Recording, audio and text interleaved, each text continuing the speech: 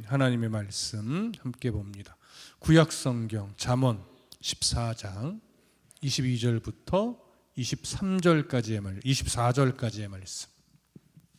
구약성경 잠언 14장 22절부터 24절까지의 말씀입니다. 우리 한 목소리로 함께 읽겠습니다. 22절부터 24절까지 시작. 악을 도모하는 자는 잘못 가는 것이 아니냐. 선을 도모하는 자에게는 인자와 진리가 있으리라. 모든 수고에는 이익이 있어도 입술의 말은 궁핍을 이룰 뿐이니라. 지혜로운 자의 재물은 그의 면류관이요 미련한 자의 소유는 다만 미련한 것이니라. 아멘. 세상에서는 악인이 득세하고 또 부를 누리는 경우가 많이 있습니다. 그래서 사실 악인이 의인에게 엎드리게 되는 경우가 거의 없지요. 그럼에도 솔로몬은 악인이 선인 앞에 엎드린다는 교훈을 했었습니다. 이는 악인이 세상에서 누리는 권세, 부 이런 것들은 영원하지 않다는 사실을 강조한 교훈이었죠. 세상의 권세 그리고 부가 하나님의 나라에서는 무가치하다는 것을 정확하게 보여주는 교훈이었습니다. 그렇기 때문에 하나님의 나라의 가치를 가지고 살아가는 선인, 그러니까 우리와 같은 믿음의 사람들은 절대 이웃을 업신여기지 않아야 하고 빈곤한 자를 긍휼히 여기며 살아가기 위해 애써야 합니다. 솔로몬은 오늘 본문에서 계속해서 선인과 악인을 대조하며 교훈을 하는데 어떻게 또 교훈을 이어가는지 함께 살펴보겠습니다. 자, 22절 다 같이 읽겠습니다. 22절 시작. 악을 도모하는 자는 잘못 가는 것이 아니냐.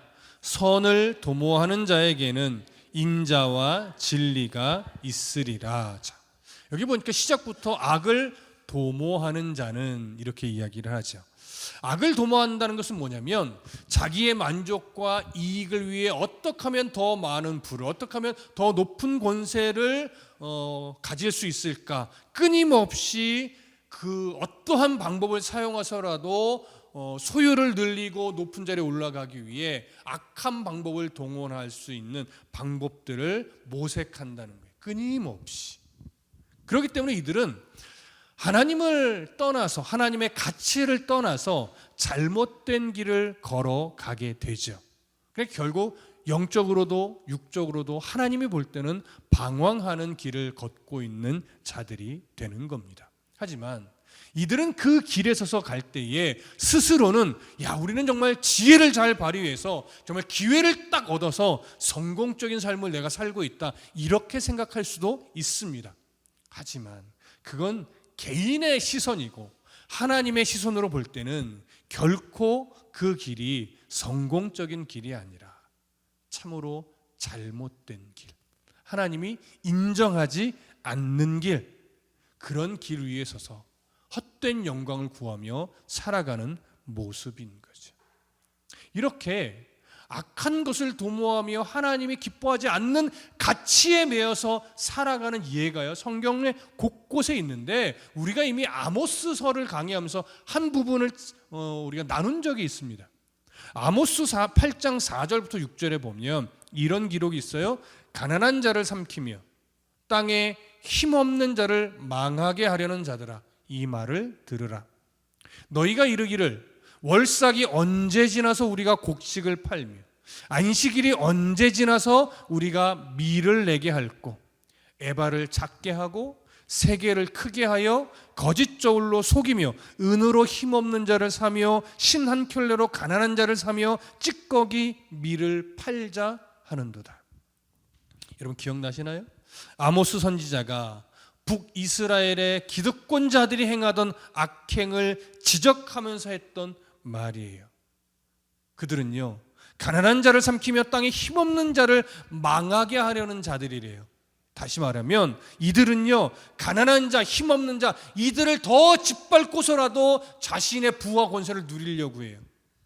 그들을 착취해서 모든 것을 빼앗더라도 나의 만족과 유익을 추구하려고 하는 자들이에요. 이들이 바로 북이스라엘의 기득권자들이었고 지배계층이었고, 이 지배계층을 등에 업고 불의한 이득을 취하던 부자들이었습니다.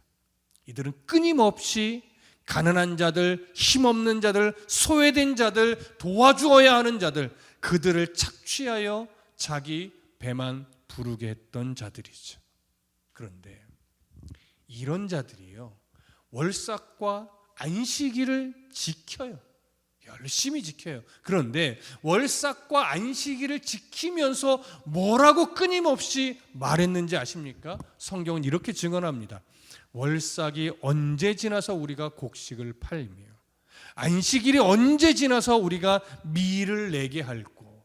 이렇게 탄식하듯 안타까운 듯 이야기했다는 거예요. 이게 무슨 말이냐면요, 월삭 한 달에 한 번 하나님 앞에 감사함으로 드리는 제사, 또 안식일, 매 안식일마다 드리는 제사, 이때는요 모든 매매와 상업활동이 중지되는 날입니다.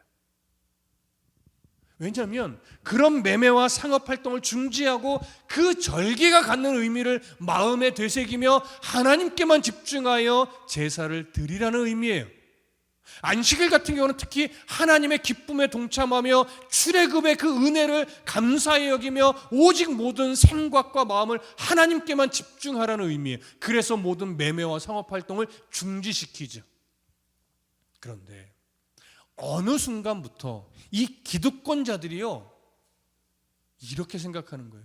월삭에도 밀을 팔고 장사를 했으면 이문이 이만큼 남았을 텐데, 안식일에도 저들을 짓밟고 착취해서 돈을 끌어모았으면 이만큼 더 소득이 늘어났을 텐데, 이런 생각을 하게 되는 거예요. 그러니까 월삭, 안식일 이런 절기에 매매와 상업활동을 안 하는 게 정상이고, 그 시간을 하나님께 드리는 것이 너무나 소중하고 귀한 가치인데, 이들에게는요 그런 가치가 이미 사라졌어요. 오직 뭐만 남아요? 이날도 장사를 했으면 돈이 이만큼 남았을 텐데, 이 당연했던 것이 이제는 아까워지기 시작한 거예요. 하나님께 드리는 시간이 너무나 소중했었는데 그 시간이 버려지는 시간이라고 생각하게 된 거예요. 그래서 이들이 이렇게 말했대요. 에바를 작게 하고 세계를 크게 하여 거짓 저울로 속이며 은으로 힘없는 자를 사며 신한 켤레로 가난한 자를 사며 찌꺼기미를 팔자.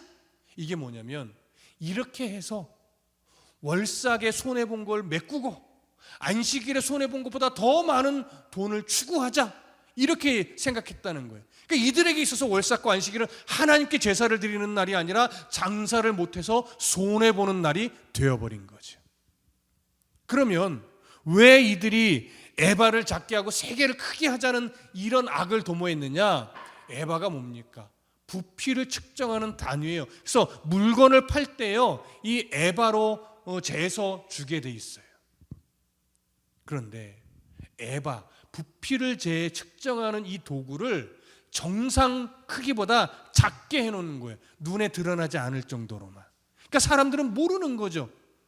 근데 정작 그 줄여놓은 에바에 담아서 주면 본래 돈으로 줘야 될 양보다 훨씬 더 적게 주는 꼴이니까 상인에게는 이득이 되는 거죠.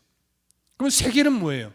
무게를 재는 단위예요. 당시에는요 이런 우리 오늘날 같은 화폐가 없었기 때문에 은으로 무게를 달아서 화폐처럼 사용했어요. 그러면 세계를 더 무겁게 해놓으면 어떻게 될까요? 원래 무게보다 더 많은 무게가 작은 무게처럼 되니까 정상적인 양을 살 때 본래 주어야 될 양보다 더 많이 주게 되죠, 상인에게. 그러니까 상인은 돈을 더 많이 받게 되니까 이득이에요. 그럼 보세요. 에바는 줄여놓고 세계를 늘려놓으면 양쪽에서 이문을 보죠. 정상적인 양보다 적게 주고 정상적으로 받아야 되는 금액보다 더 많이 받으니까 양쪽에서 이득을 보게 돼요. 그래서 이들이요 머리를 쓴 게 월삭에 안식일에 손해본 것을 메꾸기 위해서 에바를 찾게 하고 세계를 느려서 우리가 저 사람들을 속여 더 많은 부를 누리자, 이런 모사를 꾸몄다라고 하는 거예요. 이게 바로 악을 도모하는 거예요. 이렇게 속여서라도 돈을 많이 벌자는 거죠. 여러분, 이거는 단순하게 가난한 자들을 착취하는 것으로 끝나는 내용이 아니에요. 하나님의 시선으로 보면요, 하나님을 믿는 자로서 하나님의 공의를 업신여기는 행위가 되는 겁니다. 바로 이런 모습이 오늘 지금 솔로몬이 말하는 악을 도모하는 자의 모습이에요. 하나님의 공의를 업신여기는 행위이니 하나님 앞에서 형식적으로는 절기를 지켰을지 모르나 결국 그들의 모든 제사, 모든 예배는 하나님을 대적하는 그런 잘못된 길을 걸어가게 되는 거예요. 저는 개인적으로 교회가 어떤 수입을 위한 상업행위를 하는 것에 있어서 조금은 불편한 시선을 갖고 있는 목회자 중에 하나입니다. 왜냐하면 시작은 선한 마음으로, 시작은 좋은 의도로 할 수 있으나 그것이 돈에 대한 수익이 되는 순간 점차 하나님의 선을 위해 하는 사업이 아니라 이익을 위해 하는 수단이 돼버려요. 그러다 보면 조금씩 어느 순간부터 선한 의도를 놓치고 변질될 수밖에 없기 때문에 그렇습니다. 그래서 교회에서 선한 이유로라도 어떤 수익 사업을 하는 것을 굉장히 조심스러워하는 입장에 있어요.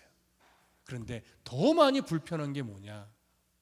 진짜 교회가요, 때로는 목회자가요, 교회, 성도 이런 모습을 대상으로 해서 정말 진짜 수익 사업을 하는 경우가 있어요. 근데 그 수익 사업마저도 선한 선교라든가 전도라든가 구제라든가 이런 선한 사업을 위해서가 아니라 결국은 목회자의 배를 불리기 위해서 성도들을 이용하고 교회를 이용하는 경우도 있어요. 이건요, 악을 도모하는 그 행위예요. 하나님이 가장 싫어하는 행위 중에 하나입니다. 그래서 교회는, 목회자는 어떤 수익을 위한 사업을 할 때 정말 신중해야 되고 정말 조심해야 되고 한 끗이라도 부정한 모습이 들어가지 않도록 매우 조심해야 돼요. 잘못하면 우리도 모르는 사이에 악을 도모하는 자들이 될 수 있기 때문입니다. 솔로몬 오늘 본문에서 이렇게 악을 도모하는 자와 대조하여서 선을 도모하는 자에게는 인자와 진리가 있으리라고 말합니다. 선을 도모하는 자, 무슨 의미겠습니까? 어떻게 하면 하나님이 기뻐하시는 일을 할까? 어떻게 하면 이웃에게 도움이 되는 일을 할까? 어떻게 하면 교회 공동체에 덕이 되는 일을 할까? 그런 고민을 하고 그런 생각을 하고 그런 마음을 모으기 위해 애쓴다는 의미예요. 그러니까 그렇기 때문에 이들은요, 항상 하나님이 기뻐하는 선을 위해 마음과 뜻과 생각을 모아요. 그러니 이들이 말씀을 쫓아가지 않을 수가 없는 거죠. 말씀을 따라 선한 일을 계획하고 함께 선한 일을 위해 생각을 모으고 마음을 모으니까 결국 그 일의 끝에는 무엇이 있겠습니까? 하나님의 인자와 진리가 있는 거예요. 하나님의 인자와 진리라는 게 뭡니까? 결국은요, 하나님의 신실한 사랑인 거예요. 그런 선을 도모하는 자리에, 회의에는, 그리고 그 회의의 결과 무엇인가를 진행하는 그 끄트머리에는 항상 무엇이 남느냐? 하나님의 신실한 사랑이 남아요. 그러니까 결과적으로 비교해도 무엇이 악을 도모하는 것이고 무엇이 선을 도모하는 일인지 사실은 결과만 봐도 알 수 있어요. 그러나 과정을 봐도 알 수 있어요. 선을 도모하는 자의 자리에서는요, 언제나 하나님이 기뻐하는 소리들로 가득 차게 돼 있어요.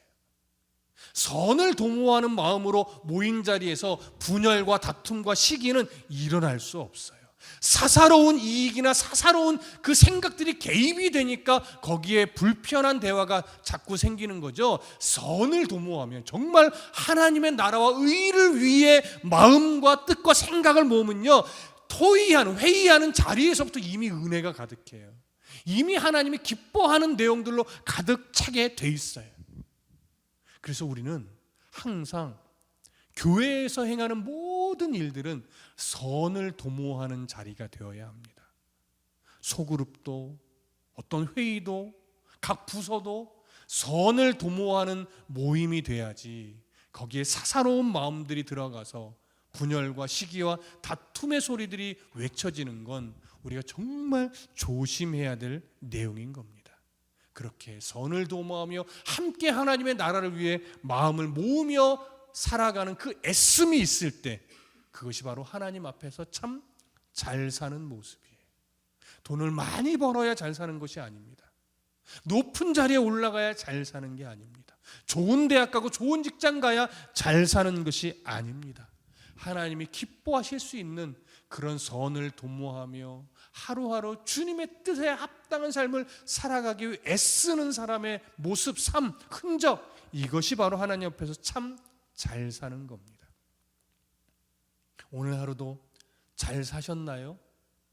이렇게 질문을 하지만 저를 돌아보니 참 부끄럽습니다. 저도 오늘 효선전도님도 찬송을 인도하면서 너무나 바쁘게 분주하게 하루를 보내다 보니 예배를 준비하는 마음을 놓쳤다고 하는데, 사실 저도 어떻게 보면 온종일 성경과 씨름하고 원고를 쓰고 이렇게 보내왔지만, 어떻게 보면 책을 보고 원고를 쓰고 설교를 준비하는 그런 어떤 일에 매진하다가 오늘의 예배를 바로 생각하며 하나님 앞에 마음을 드리는 일은 저도 많이 놓쳤던 것 같아요.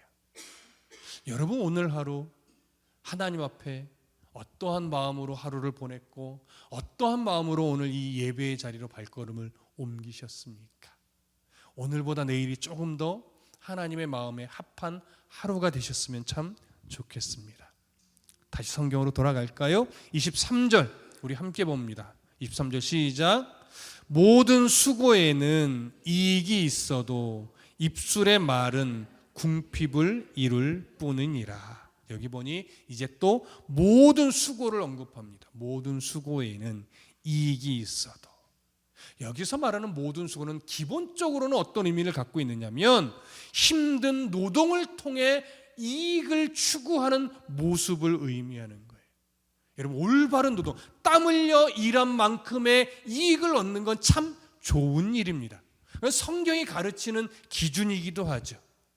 솔로몬이 이런 표현을 통해서 오늘 교훈하려는 것이 뭐냐? 바로 하나님의 시선 아래서 선을 도모하기 위해 애쓰는 수고가 정말로 가치 있고 중요한 일인데, 그런 일을 도모하며 살아가는 것이 사실은 결코 쉽지만은 않다는 것을 말하는 거예요. 선을 도모하며 살아가기 위해서는요, 때로는 내가 먼저 포기해야 할 때도 있고 내 생각을 양보해야 될 때도 있고 남을 더 존귀하게 여겨야 되고 때로는 조금 자존심 상하는 일이 생길 수도 있어요. 그리고 때로는 육체적인 고통, 정신적인 고통을 감내해야 되는 경우도 있습니다. 하지만 선을 도모하기 위해 그런 마음들을 분명하게 갖고 애쓰면 또 견디어내면요, 그 고통의 시간, 그 견딤의 인내의 시간 끄트머리에는 항상 하나님이 기뻐하는 열매가 맺혀집니다. 그래서 하나님의 영광과 하나님의 가치를 이루기 위한 고민들은 우리가 기꺼이 마주해야 돼요. 그걸 마주하기 싫다고 피하면 하나님의 기뻐하는 열매가 삶 가운데 맺혀지지 않아요. 그래서 하나님의 뜻을 이루고 하나님의 선을 이루고 그 선을 도모하기 위해 때로는 우리가 참고 견뎌야 될 일도 있는데, 그 참고 견딤의 시간은 지나면 반드시 하나님이 기뻐하는 열매가 맺혀지니 힘들어도 마주하십시오. 힘들어도 견뎌내십시오. 분명 그 과정에서 하나님이 기쁨과 소망을 주실 겁니다. 솔로몬은 이어서 이렇게 대조합니다. 입술의 말은 궁핍을 이룰 뿐이니라.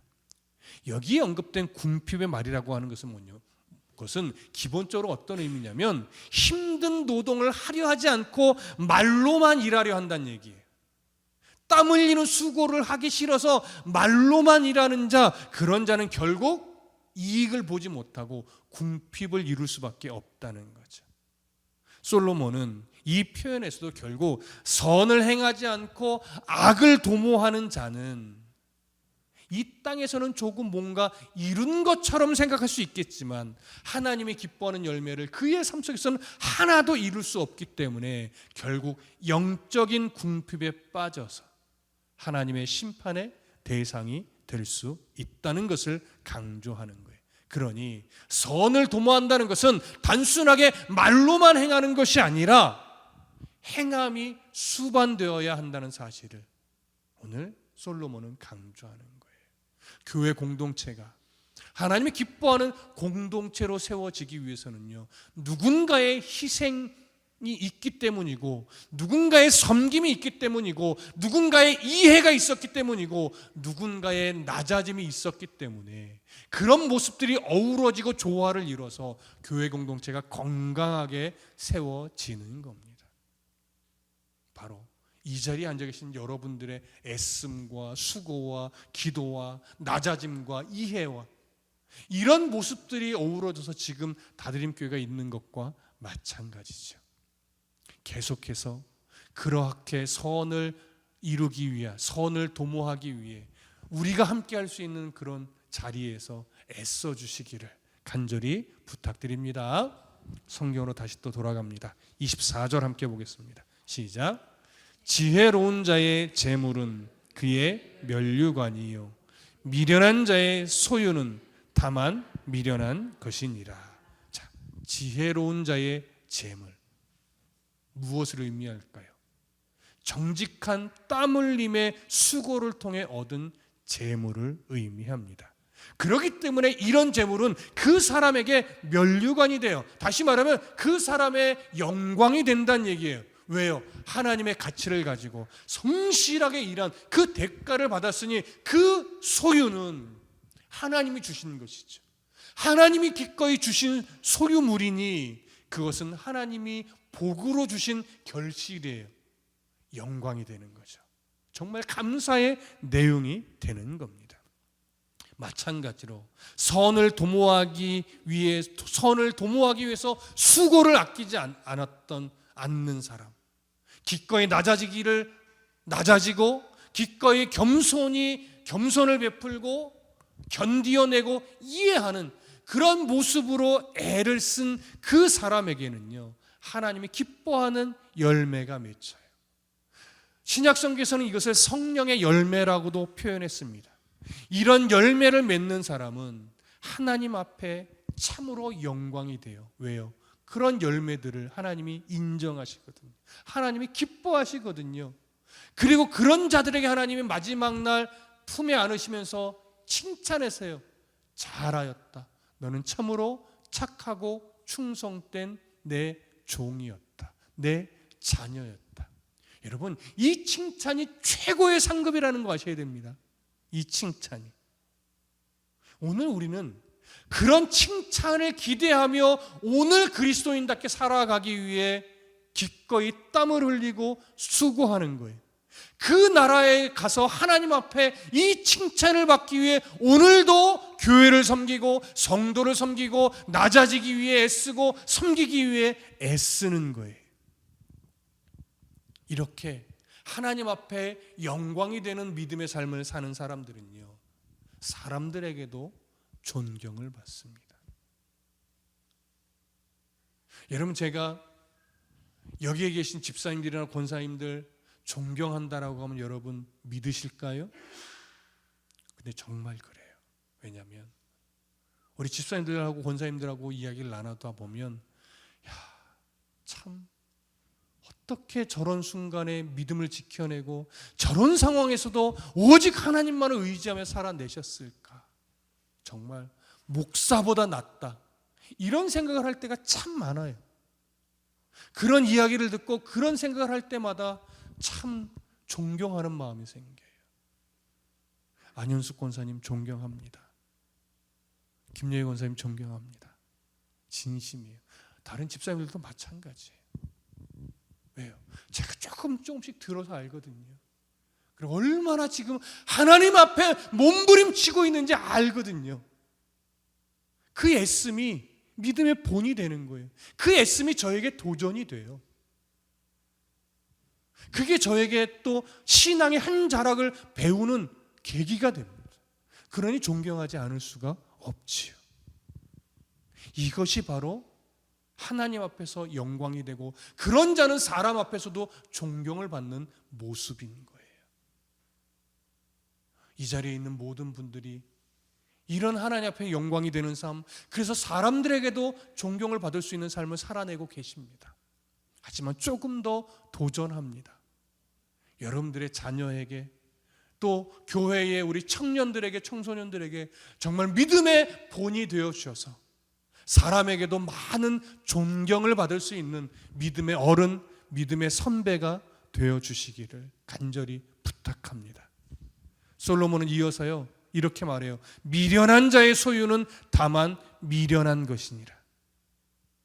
미련한 자는 선을 도모하지 않습니다. 오직 자기 만족과 유익을 위해 서슴없이 악을 행하는 자입니다.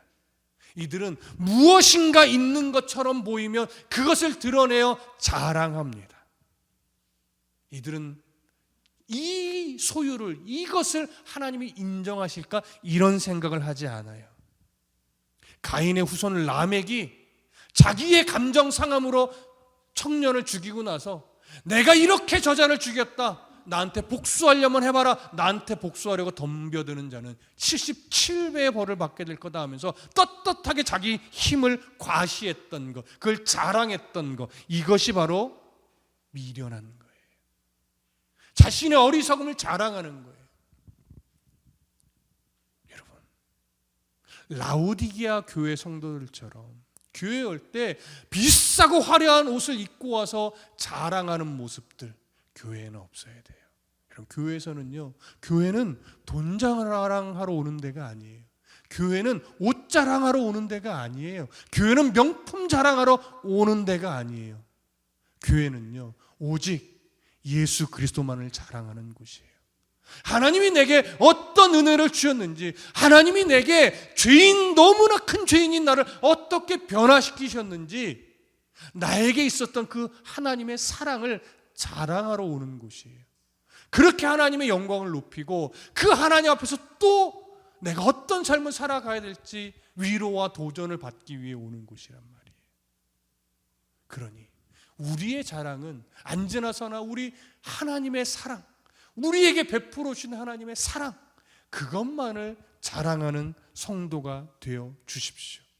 그럴 때 우리는 미련한 자가 아니라 하나님이 기뻐하는 지혜로운 자, 하나님의 영광이 되는 지혜로운 자, 사람에게도 존경을 받는 그런 지혜로운 성도가 될 수 있는 겁니다.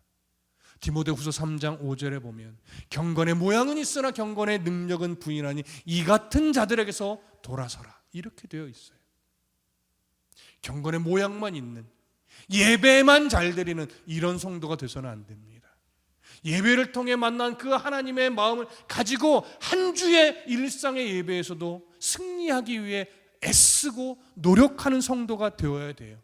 그리고 가난한 자를 긍휼히 여기고 연약한 자와 같이 울어줄 수 있는 그런 삶을 살려고 애쓴다면 그 사람은 경건의 모양뿐 아니라 경건의 능력도 함께 가지는 성도가 되는 거죠.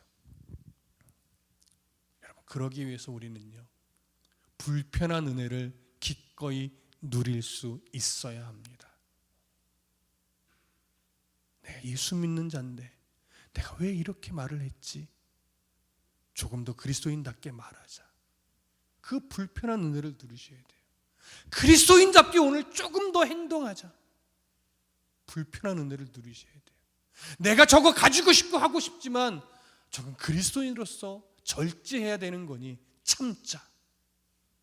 이런 은혜를 누리는 게 불편한 은혜를 누리는 거예요. 이 불편한 은혜는 말씀대로 살기 위한 몸부림이라고도 말할 수 있을 겁니다. 이 애씀을 오늘 솔로몬은요, 수고를 아끼지 않는 모습이라고 말하는 거예요. 모든 수고라고 말하는 거예요. 그리스도인답게 말하고 행동하기 위해 불편한 은혜를 감수하려고 노력하는 것, 그래서 내 삶이 하나님의 성품에 가까워지기 위해 애쓰는 것, 이것이 솔로몬이 교훈하는 모든 수고예요. 이것이 선을 도모하는 자의 모습이에요. 이것이 지혜로운 자의 재물이라고요. 이렇게 불편한 은혜를 기꺼이 누리며 하나님의 말씀대로 살기 위한 모든 수고를 아끼지 아니함으로 인해서 여러분들의 삶에, 또 저의 삶에 하나님의 영광이 가득하고 하나님의 칭찬이 가득한 그런 은혜의 삶이 되시기를 간절히 소망하고 축복합니다. 기도하겠습니다.